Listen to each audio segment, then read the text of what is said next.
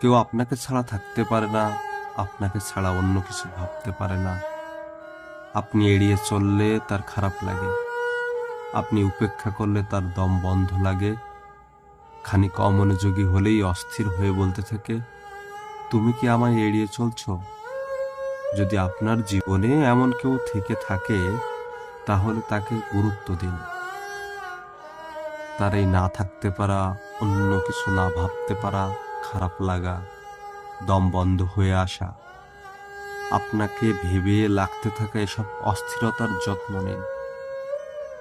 কারণ এখনকার দুনিয়ায় মানুষের জন্য মানুষের খারাপ লাগে না। সুতরাং আপনার প্রতি যদি কারো এমন অকৃত্রিম অস্থিরতা থাকে, সেটাকে বাঁচিয়ে রাখুন, অবহেলা করবেন না। অবহেলাই অস্থিরতা মরে যায়।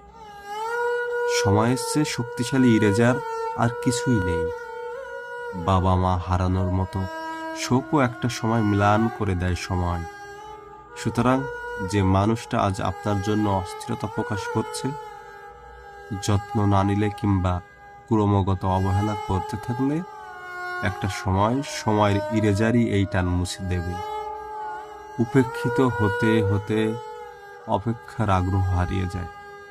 আপনাকে ছাড়া না থাকতে পারা সেই মানুষটা একটা সময় দিব্য একা থাকতে শিখে যাবে।